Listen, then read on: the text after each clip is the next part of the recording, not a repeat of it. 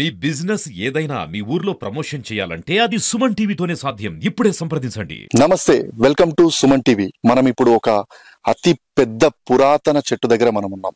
ఆ చెట్టే మర్రి చెట్టు. దాని గురించి ఎన్నో విశేషాలు వింతలు ఇక్కడ వినిపిస్తున్నాయి. ఈ గ్రామం ఎక్కడ ఉందంటే యాదాద్రి భువనగిరి జిల్లా రాజాపేట్ మండలం బూరుగుపల్లి గ్రామ శివార్లో ఈ మర్రి చెట్టు ఉంది. ఈ మర్రి చెట్టుకు ఎన్నో ప్రత్యేకతలు, విశేషాలు, వింతలు ఉన్నాయి. దాదాపుగా ఈ చెట్టు 200 సంవత్సరాల పైగా ఇక్కడ వెలిసినటువంటి ఈ చెట్టు ఇప్పటికీ కూడా చెక్కు చెదరకుండా ఉంది. దాంతోపాటు దానికి వచ్చిన ఊడలు మరికొన్ని చెట్లుగా, అంటే 100ల సంఖ్యలో చెట్లుగా తయారయ్యి ఇప్పుడు ఇది చాలా మందికి నీడనిస్తుంది. అలాగే ఈ చెట్టు కింద అతి పురాతన సమయంలోనే 200 సంవత్సరాల క్రితమే ఒక దేవత వెలిసింది. ఆ దేవత పోచమ్మ గుడిగా ఈ గ్రామస్తులంతా కొలుస్తూ ఉంటారు. అసలు ఈ చెట్టు ఎలా వచ్చింది, ఎప్పుడు వచ్చింది, దీని ప్రత్యేకతలు ఏంటి, ఇక్కడ గ్రామ దేవత వెలిసింది కాబట్టి ఎలా వెలిసింది, ఇక్కడ గ్రామస్తులంతా కలిసి ఇక్కడికి వచ్చి ఏం చేస్తారు, అసలు ఎలా పూజలు చేస్తూ ఉంటారు, ఇవన్నీ ఒకసారి ఇక్కడ ఉన్నటువంటి గ్రామస్తులను అడిగి తెలుసుకుందాం. పదండి. ఇప్పుడు ఈ మర్రి చెట్టు గురించి ఈ గ్రామస్తులని ఒక్కసారి అడిగి తెలుసుకుందాం. పక్కనే ఉన్నటువంటి లింగారెడ్డి గారిని అడిగి తెలుసుకుందాం. చెప్పండి, ఇప్పుడు అంటే ఈ చెట్టు ఎప్పుడు మీకు తెలిసిన మటుకు, అంటే ఈ చెట్టు ఎప్పుడు వచ్చింది ఊహ తెలిసినప్పటి నుంచి, దాని గురించి కొంచెం విశేషాలు చెప్పండి. ఇప్పుడు మాకు తెలిసినంత వరకు అయితే మా తాతలు ముత్తాతలు మొత్తం మీద మాత్రం దాదాపు ఒక 200 నుంచి 250 సంవత్సరాల క్రితం నుంచి కూడా ఉన్నట్టుగా చెప్పారు. నేను చూసినప్పటి నుంచి కూడా ఇది అలాగనే ఉంది. ఇది మరి దీని విస్తీర్ణం మాత్రం ఒక 21 గుంట ఉన్నది కాబట్టి అప్పుడు మరి గవర్నమెంట్ వాళ్ళు దీన్ని ఫుడ్ ఖరాబ్ అన్న ఉద్దేశంతో మేము చుట్టూ మేమే పట్టదారులో ఉన్నాం కాబట్టి దాన్ని తీసేసి చేసారు. 21 గుంట మాత్రం దీన్ని ఉన్నది. మరి దాదాపు ఈ చెట్టు కింద మాత్రం ఎన్నో మరి 100ల సంవత్సరముల మరి కింద నుంచే మరి పోచమ్మ కూడా వెలిసింది ఇక్కడ. మరి దానితోని అంటే ఇప్పుడు గ్రామస్తులు ఇక్కడ ప్రత్యేక పూజలు నిర్వహిస్తుంటారు. సామూహికంగా, అంటే ఊరంతా గ్రామం అంతా కలిసి ఇక్కడ పూజలు నిర్వహిస్తూ బోనాలను పెడుతూ ఇక్కడ వంట వార్పులు కూడా చేస్తున్నారు. ప్రతి ఒక్క మరి శ్రావణ మాసంలో ప్రతి ఒక్క సంవత్సరం శ్రావణ మాసంలో ఊరు అందరూ బోనాలు తీస్తారు. ఊరేగింపు నా చిన్ననాటి తనంలో మాత్రం ఎడ్లు బండ్లు కూడా కట్టుకొని ఊరేగింపుగా వచ్చేది. మరి బోనాల తర్వాత వన మహోత్సవం కూడా చేసుకొని గ్రామానికి వచ్చి దీని కిందనే వంట వార్పు కూడా చేసుకొని ఆహ్లాదకరంగా చేసేది. కానీ ఇప్పుడు కాకపోతే ఈ రోజులలో కొద్దిగా తగ్గింది కాబట్టి ఖచ్చితంగా ప్రతి ఒక్క సంవత్సరం మాత్రం శ్రావణ మాసంలో అమ్మవారికి తల్లివారికి బోనం అనేది సమర్పిస్తారు గ్రామస్తులందరూ. మరి అందరు వచ్చి అంటే ఇక్కడ కోరుకున్న కోరికలు ఇక్కడ జరుగుతాయి అంటారా, లేకపోతే మహిమలు అయితే ఇక్కడ ఉన్నాయా? మహిమలు ఉన్నాయి. మరి ఇట్లనే అందరు వచ్చేది తీస్తుంటే కూడా ఫోటోలు కూడా ఎగిరిపోయినాయి. అంటే అమ్మవారు కూడా పవర్ఫుల్ అన్నట్టే ఉంది. మేము కూడా ఒకవేళ దీన్ని పచ్చి చెట్టును గొడ్డలతో నక్కితే కూడా కనీసము 2-3 రోజులలోనే ఏదో ఇంజూర్డ్ ఆరోగ్యం అనేది ఖరాబు అవుతుంది. దాని వల్ల మేము మాత్రం ఎలాంటి దీనికి చెడు చేయించకుండా కూడా మేము చేస్తున్నాం. రక్షణగానే మేము ఉన్నాం కాబట్టి దాన్ని ఎలాంటిది మేము చేయలేదు. మా మొత్తం నీడ ఉన్నా కానీ మా పైరు మొత్తం ఇక చుట్టూ మా చేను ఉన్నా కానీ అది రాదు.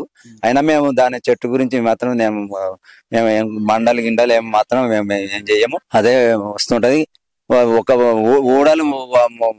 ఊడలుగా మొదటి నుంచి సాగి దాని కిందనే ఊడ అనేది వచ్చి మొత్తం మీద మాత్రం అది ఒక వృక్షం లెక్క అయింది. అంటే ఇక్కడికి ప్రతి సంవత్సరము ఇక్కడికి గ్రామస్తులంతా వచ్చి ప్రత్యేకంగా పూజలు నిర్వహిస్తుంటారా, లేకపోతే అప్పుడప్పుడు కూడా వచ్చి ఇక్కడ ఏమైనా ఫంక్షన్లు పండుగలు అనేది చేస్తూ ఉంటారా? ఇక అంటే మామూలుగా ఎవరైనా ఉద్దేశం ఉంటే ఎవరైనా సంవత్సరం వాళ్ళకు తోచిన విధంగా వచ్చి చేసుకుంటారు. కాకపోతే మాత్రం ప్రత్యేక శ్రావణ మాసంలో మాత్రం ప్రత్యేకంగా బోనాలు ఏర్పాటు చేస్తే బోనాలు మాత్రం అమ్మవారికి మాత్రం తీస్తారు. ఇక వేరే వాళ్ళు ఎవరికైనా మొక్కుంటే మాత్రం వచ్చి తీర్చుకుంటారు, చేస్తారు. బాగానే ఉంటది అమ్మవారి. అంటే ఇంకా ఈ ఊడలు అనేది ఇంకా పెరిగే అవకాశం ఎక్కువగానే ఉంటుంది. ఊడలు అనేది పెరిగే అవకాశం ఏ దేనికి దానికే సపరేట్ గా అయిపోయినాయి అవన్నీ. మండలు కూడా అన్ని కొన్ని ఏది పడిపోతున్నాయి, పడిపోయి సపరేట్ గానే అవుతున్నాయి, చెట్టు లెక్కనే ఒక్కొక్క చెట్టు లెక్కనే అవుతున్నాయి.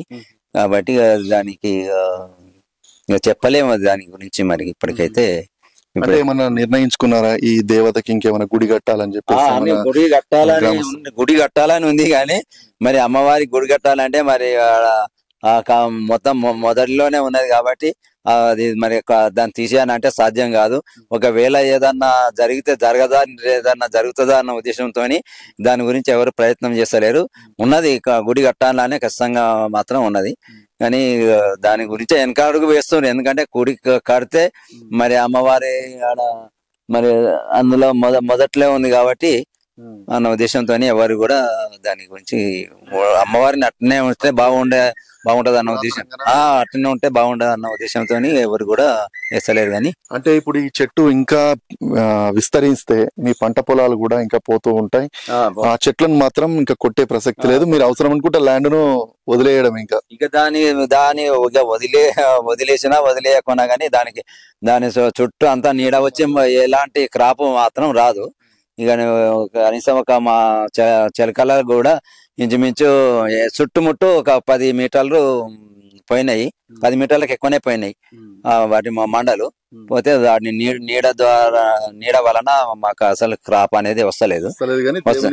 దేవుని గురించే మేము వదులుకున్నాం తప్ప వేరేది ఏది లేదు. దీన్ని కొట్టొద్దు అని కూడా ఉంది. ఎందుకంటే మేము ఇప్పుడు భగవంతునికి అన్యాయం చేస్తే మాకు కూడా ఒక అన్యాయం చేయొచ్చు, భగవంతుని సదుహృదయం చేస్తే మాకు కూడా మంచి సంకల్పం చేసి మాకు కూడా మంచి అయ్యే అవకాశం ఉంది. కాబట్టి మేము కూడా మేము ముట్టుకుంటలేము, అటువంటి చెడు కార్యక్రమం గురించి మేము పోతలేము. దాదాపు ఇప్పుడున్న విలేజ్ కంటే దాదాపు ఒక 3-4 గంటల విలేజ్ గర్భంలో అప్పుడు కలిసిపోయినట్టుంది. ఇక చిన్నగా మెల్లగా మళ్ళా ఇది రెవెన్యూ విలేజ్, ఈ గ్రామానికి ఇది రెవెన్యూ విలేజ్. 900 ఎకరాలు ఊరిపల్లి, 900 ఎకరాలు ఉంటది. అయితే ఈ చెట్టు గురించి మరికొంత అంటే యువతకు ఏం తెలుసు ఏంటి అనేది ఒకసారి అడిగి తెలుసుకుందాం. మీ పేరేనా? నా పేరు సంతోష్ రెడ్డి అండి. ఈ సంతోష్ రెడ్డి గారిని ఒకసారి అడిగి తెలుసుకుందాం. అసలు చెప్పు, మీకు తెలిసిన మటుకు ఎలా ఉండేది? అంటే ఈ చెట్టు వలన మీ ఫ్రెండ్స్ కానీ ఏమని అనుకునేవాళ్ళు? ఇది మీ బావి దగ్గర చాలా పెద్ద చెట్టు ఉండేది, ఇది చాలా మహిమలు కాలేదు అని అనేవారు మా ఫ్రెండ్స్. అంటే మేము చిన్నప్పటి నుంచి చూసేదైనా మాకు భయపడేది కాదు, మేము భయపడేది కాదు, బయట వాళ్ళు భయపడేది కానీ మేము మా బావి దగ్గర ఉంది కదా చెట్టు అని మేము ఉండేది. కానీ జర పవర్ఫుల్ ఉండేది ఇక్కడ మన గ్రామ దేవత, పవర్ఫుల్ ఉండి మనకు ఎలాంటి అపాయమైనా మనకు ఇక మొక్కంగానే అది మా స్ట్రెస్ కంట్రోల్ అయిపోయేది మొత్తం. ఇక ఇది మన టెన్షన్ లేకుండా అయిపోయేది మనకి. ఇక పెద్ద ఈ భారం నుంచి తప్పించినట్టు అది దేవత. ఒకసారి మనం మొక్కుకుంటే కోరిక వెంబడే మనకు ఏమన్నా ఎమర్జెన్సీగా వచ్చినా మొక్కుకోగానే మనకు స్ట్రెస్ గురించి కంట్రోల్ అయిపోయేది. మనకి అంత నమ్మకం అన్నట్టు నా సిచ్యువేషన్ అట్లా అని. ఇక మా ఫ్రెండ్స్ గురించి అయినా చెప్పినాక ఇక ఈ భయం అవుతుంది, చెట్టు గింతుంది. నైట్ పూట నైట్ రానికంటే పోదాందమ్మా బైక్ రాంత పోదాందా అంటే భయపడేది వాళ్ళు.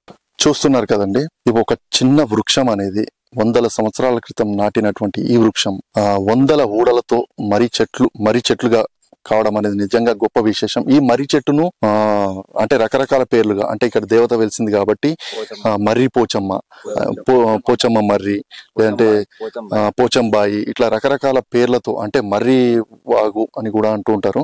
ఇలాంటి చెట్టు నిజంగా వీళ్ళు కాపాడుకోవడం అయితే చాలా గొప్ప విశేషం.